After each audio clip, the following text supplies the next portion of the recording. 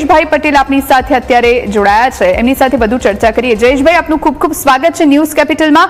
જે પ્રમાણે અત્યારે ખાંડના ભાવ લગભગ બમણા થઈ રહ્યા છે અને ઘણી બધી જગ્યાએ તો સ્ટોક પણ ખાંડનો અવેલેબલ નથી, એની પાછળનું સૌથી પહેલું કારણ આપની પાસેથી સમજવું છે। આ વર્ષે તમે જોવો તો જે અંદાજો હતા લગભગ 340 લાખ ટનના ખાંડના અંદાજો હતા, પણ ખાસ કરીને આ વર્ષે જે રીતે ઓછા વરસાદને કારણે અને રોગ જીવાતને કારણે મહારાષ્ટ્ર અને ગુજરાત અને ખાસ કરીને યુપીમાં ખૂબ જ ઓછું ઉત્પાદન થયું છે। પણ ખાસ કરીને જે સ્થિતિ બની છે એનું મુખ્ય કારણ તમે જોવો તો વારંવાર સરકારમાં ઈસમાં જે સુગર ઇન્ડસ્ટ્રી છે એમની જે રજૂઆત હતી કે ટેકાના ભાવ સતત વધી રહ્યા છે, એની સામે ખાંડનું બજાર તમે જોવો તો છેલ્લા 5 વર્ષમાં ખાંડના ભાવો ખૂબ જ સ્થિર હતા, લગભગ 35 રૂપિયાથી માંડીને 37 રૂપિયા સુધી 40 રૂપિયા સુધી સ્થિર હતા। ઈસમાં એ સતત રજૂઆત હતી કે 45 રૂપિયા જે મિનિમમ સપોર્ટ પ્રાઇસ જે ખાંડની વેચાણ કિંમત છે સરકારે 2018માં 29 રૂપિયા કરી હતી અને 21માં વધારીને 31 કરી હતી। ખાસ કરીને ખેડૂત સંગઠનોની ઈસમાની લાગણી હતી કે 45 રૂપિયા ખાંડની કિંમત થવી જોઈએ, જો 45 રૂપિયા થાય તો સ્વાભાવિક છે ખેડૂતોને સારા ભાવ ચૂકવી શકાય। પણ જે સ્થિતિ બની છે તમે જોવો તો ફેબ્રુઆરી 2026 ના જે સરકારના જે ડેટા કહી છે કે લગભગ 16,000 કરોડ રૂપિયા આજે પણ ખેડૂતોને ચૂકવવાના ખાંડ મિલોએ બાકી છે। સ્વાભાવિક છે કે ખાંડ મિલોની સ્થિતિ ખૂબ જ નબળી હતી, ખાંડના જે ભાવો હતા એ ખૂબ જ ઓછા હતા અને એને કારણે ખાંડની સ્થિતિ નબળી હોવાને કારણે જે રીતે ખેડૂતોને પોષકક્ષમ ભાવો ન મળવાને કારણે આજે આ સ્થિતિ આવીને ઉભી રહી છે। ગુજરાતની વાત કરીએ તો ગુજરાતમાં 1 કરોડ ટન શેરડીનો પાક થતો હતો 2021માં, આજે ઘટીને તમે જોવો તો ગયા વર્ષે લગભગ 66 લાખ ટન ખાંડ થઈ છે, એટલે તમે જોવો તો 6.5 લાખ ટન ખાંડ, એટલે જે 10 લાખ ખાંડ થતી હતી એ લગભગ 3.5 લાખ ટન ખાંડનું ઉત્પાદન ગુજરાતમાં જ ઓછું થયું છે। એનું મુખ્ય કારણ 2014-15માં જે ખાસ કરીને જે ખાંડનો ભાવ હતો અને શેરડીનો જે ભાવ હતો 3435 રૂપિયા પ્રતિ ટન, એ જ ભાવ જયારે 25-26માં ખેડૂતોને મળતો હોય તો સ્વાભાવિક છે ખેડૂતોએ શેરડીની ખેતી ઓછી કરી છે અને એને કારણે સીધી અસર ગુજરાતમાં જોવા મળી રહી છે। અને ખાસ કરીને આ વર્ષે અત્યારે જે તમે જે ભાવ જોઈ રહ્યા છો એ ભાવ જે રીતે અછતની જે વાત થઈ રહી છે હું એમ માનું છું કે આખી બજારમાં પેનિક ફેલાયો છે। ખાસ કરીને આ વર્ષે જે નવો પાક તમે જો તો ઓક્ટોબરના એન્ડથી આવવાનો છે, એ જ રીતે યુપીમાં પણ આવવાનું છે, મહારાષ્ટ્રમાં પણ આવે છે। ગુજરાતની વાત કરીએ, ગુજરાતમાં ગયા વર્ષે જેટલું વાવેતર થયું છે એટલું જ આ વર્ષે છે।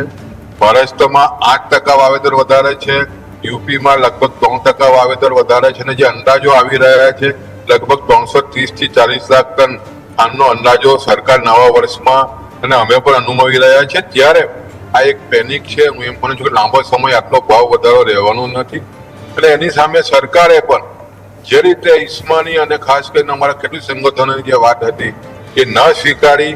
તમે જોવો તો જે રીતે તમે છેલ્લા 5 વર્ષના ખાંડના ભાવ જે રીતે મોંઘવારી દર તમે જો તો 5.5 થી 6% વધ્યો છે, ખાંડના ભાવ માંડ 1%ના દરે વધ્યા છે। 35 થી 40 રૂપિયા ભાવ સતત છેલ્લા 5 વર્ષથી સ્થિર છે અને એની સામે જે રીતે ટેકાના ભાવ વધારે ચૂકવવાને કારણે ખાંડ મિલો નબળી પડી છે અને એની સીધી અસર ઉત્પાદન પર પડી છે। બિલકુલ જયેશભાઈ, આપણે વાત કરી હવામાનની અસ્થિરતા વિશે। આ વખતે અલ નીનોની અસર પણ જોવા મળી છે અને ગુજરાતમાં જોઈએ એટલો વરસાદ દક્ષિણ ગુજરાતને બાદ કરતા નથી પડ્યો, એટલે સરકારે અત્યારે જે નિર્ણય કર્યો છે 10 લાખ મેટ્રિક ટન કાચી ખાંડની ડ્યુટી ફ્રી આયાતને તેમણે મંજૂરી આપી છે, આ નિર્ણય કેટલો ઉપયોગી સાબિત થશે આપણા માટે? સામાન્ય રીતે જે નિયમ સામાયિક છે કે અછત ઉભી થઈ છે એટલે સરકારે આ નિર્ણય કર્યો છે, પણ હું એમ માનું છું કે વિશ્વ બજારમાં પણ જે કિંમતો વધારે હોવાને કારણે આ જે 10 લાખ ટન ખાંડ છે હું એમ માનું છું કે આવનારા 1-2 મહિનામાં આવી જવાની નથી, પણ આની સ્વાભાવિક છે કે સીધી અસર બજાર પર પડશે અને આજે એક આખો પેનિક ઉભો થયો છે। હું એમ માનું છું કે જે રીતે ખાંડના ભાવો છેલ્લા 5 વર્ષમાં ન વધવાને કારણે ખેડૂતો જે શેરડીની ખેતી ઓછી કરી છે એને કારણે ઉત્પાદન જે ઘટ્યું છે, એટલે જે વાત થઈ રહી છે કે ઇથેનોલને કારણે ખાંડ ઓછી ઉત્પન્ન થઈ છે, વાત બિલકુલ ખોટી છે। જે ઇથેનોલ જે બન્યો છે ખાસ કરીને જે ખાંડમાંથી જે શેરડી પીલાણ થાય છે ખાંડ બન્યા પછી 5% મોલાસીસ બનતો હોય છે, ને મોલાસીસ માંથી આ ઇથેનોલ બનતો હોય છે. ગુજરાતની વાત કરીએ તો ગુજરાતમાં 1 પણ ટન જે ખાંડ બન્યા સિવાયનો જે ઇથેનોલ છે સંપૂર્ણ તમારે ઇથેનોલ છે મોલાસીસ માંથી બન્યો છે, શેરડીના રસમાંથી બન્યો નથી. એટલે ખાંડનું ઉત્પાદન જે રીતે ખાંડનું ઉત્પાદન જે મોલાસીસને કારણે આ ઇથેનોલ બન્યો છે. ખાંડનું ઉત્પાદન ઘટવાની જે વાત છે મોલાસીસ અને જે ઇથેનોલની જે વાત થઈ રહી છે બિલકુલ ખોટું છે. અને હું એમ માનું છું કે જે ઇથેનોલને કારણે આ દેશ આત્મનિર્ભર બન્યું છે અને 1 લાખ કરોડથી પણ વધારેનું જે હુંડિયામણ વિદેશી હુંડિયામણ આ ઇથેનોલના કારણે બચ્યું છે. તે વાત આખી મીડિયામાં અને આમ જગતમાં ખોટી રીતે ફેલાવી રહ્યા છે. ખાંડનું ઉત્પાદન ઘટવાનું મુખ્ય કારણ ખાસ કરીને રોગ જીવાત અને ખેડૂતોના ઓછા ભાવને કારણે શક્ય બન્યું. જયેશભાઈ, કારણ કે હવે તહેવારોની સિઝન આવી રહી છે, હવે રક્ષાબંધન આવશે, જન્માષ્ટમી છે, ને ત્યારબાદ નવરાત્રી, દિવાળી, એટલે હવે આ 4-5 મહિના આવા જ રહેવાના છે. અને આવામાં આપણા ઘરોમાં પણ મીઠાઈ બનતી હોય અને એમાં ખાંડનો ઉપયોગ મહત્તમ થતો હોય, એટલે આવામાં લોકોના બજેટ પર, ખાસ કરીને ગૃહિણીઓ કે સામાન્ય વર્ગના બજેટ પર પણ તેની અસર જોવા મળવાની છે. એટલે આ ભાવ હજુ આપના મતે, આપના અનુભવ પ્રમાણે ક્યાં સુધી જઈ શકે છે અને ક્યારે પછી નોર્મલ થશે? હવે જે લાગી રહ્યું છે હું એમ માનું છું કે ખાંડનું બજાર હવે જે પેનિક ફેલાયેલો હતો, હવે હું એમ માનું છું કે 70 રૂપિયાથી ઉપર બજાર હવે જવાનું નથી. અને ખાસ કરીને જયારે 20મી ઓક્ટોબરથી નવી સિઝન બી શરૂ થવાની છે, એટલે માન તમે જો તો હવે લગભગ 61 દિવસ જ બાકી છે નવી સિઝનનું. અને અત્યારે 35 લાખ ટન ખાંડનો જથ્થો ભારત દેશમાં છે, વિદેશથી પણ જે અલાવવાની વાત થઈ રહી છે. એટલે હું એમ માનું છું કે આ પેનિક છે અને જે રીતે સરકાર પણ પ્રયત્ન કરી રહી છે. એટલે હું એમ માનું છું કે આવનારા દિવસોમાં ખાંડનું બજાર સ્થિર 60 થી 65 રૂપિયા પ્રતિ કિલો પર સ્થિર થશે એવું ચોક્કસ અમારું માનવું. બિલકુલ જયેશભાઈ, લોકોને પેનિકમાં ના આવવા માટે આપ કઈ રીતની સલાહ આપશો? કારણ કે અત્યારે લોકો પેનિકમાં આવી અને ખાંડનો સ્ટોક ઘરમાં કરી રહ્યા છે, વેપારીઓ પણ કરી રહ્યા હશે, એટલે એને આપ કઈ રીતે જોઈ રહ્યા છો અને એને લઈને આપ શું સલાહ આપશો? ખાસ કરીને જે નવી સિઝન 20મી ઓક્ટોબરથી આ દેશમાં પીણાની સિઝન શરૂ થઈ જવાની છે.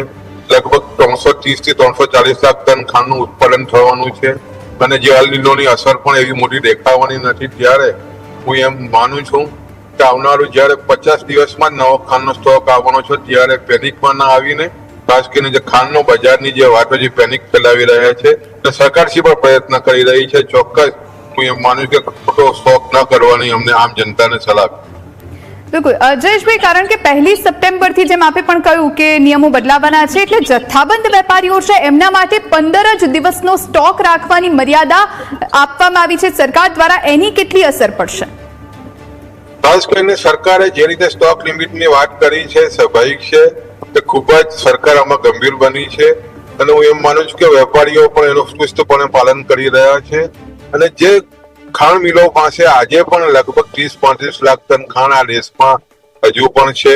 અને સરકારે પણ જે રિલીઝ કોટામાં બજાર માટે સરકાર કોટાઓ નક્કી કરતી હોય છે અને કોટા ખૂબ જ ઝડપથી સરકારે રિલીઝ કર્યા છે. એટલે આવનારા દિવસોમાં ખૂબ જ મજબૂતાઈથી ખાંડ બજારમાં આવવાની છે. એટલે ખાંડના ભાવ હું એમ માનું છું કે પેનિક ના ફેલાવતા સ્થિર કરવાની ખાસ જરૂર છે. બિલકુલ જયેશભાઈ, અંતિમ સવાલ આપને, આ જે ભાવમાં અસ્થિરતા અત્યારે જોવા મળી રહી છે, લોકોના બજેટ પર, લોકોના ખિસ્સા પર પણ એની અસર પડશે, ખાંડ હવે લોકોને કડવી લાગી રહી છે, આ અસ્થિરતા સામાન્ય ક્યારે થશે? સામાન્ય તમે જો તો જે રીતે વાત થઈ રહી છે ગૃહિણીઓનું બજેટ ખોરવાયું, પણ હું એમ માનું છું કે 85% 100 કિલોમાં 85 કિલો ખાંડ આ દેશમાં ઇન્ડસ્ટ્રીમાં, એટલે તમે જો તો આઈસ્ક્રીમમાં વપરાય છે, પીણામાં વપરાય છે. ગૃહિણીઓ માત્ર 15% ખાંડ વાપરતા હોય છે. અને એમાં પણ તમે જો તો જે રીતે કેન્દ્ર સરકાર અને રાજ્ય સરકાર તમે જો તો સસ્તા દરે એના જીવન જરૂરિયાતના જે એની પર સ્ટોરો પર ઉપલબ્ધ પણ કરાવે છે. અને ખાસ કરીને જયારે એક કુટુંબ આખા મહિનામાં 5 કિલો ખાંડ વાપરતું હોય છે અને અત્યારે તમે જો તો 20 રૂપિયા વધ્યા છે, તો ગૃહિણીને એક મહિનાનો લગભગ 100 રૂપિયા જેટલો ખર્ચો વધારે આવ્યો છે. પણ આ 100 રૂપિયા તમે જો તો છેલ્લા 5 વર્ષમાં ખેડૂતોને પાસેથી ખૂબ જ ઓછા ભાવે ખાંડ ના જે બજાર હોવાને કારણે ખૂબ જ સસ્તી ખરીદી છે. એટલે હું માનું છું કે એટલું મોટું ગૃહિણીનું બજેટ આ 100 રૂપિયાથી બજાર બગડતું નથી. અને આવનારા દિવસોમાં હું એમ માનું છું ખૂબ જ ઝડપથી પરિસ્થિતિ કંટ્રોલમાં આવી જશે. જી જયેશભાઈ, આપનો ખૂબ ખૂબ આભાર, આપ અમારી સાથે જોડાયા અને વાતચીતમાં ભાગ લીધો એ બદલ.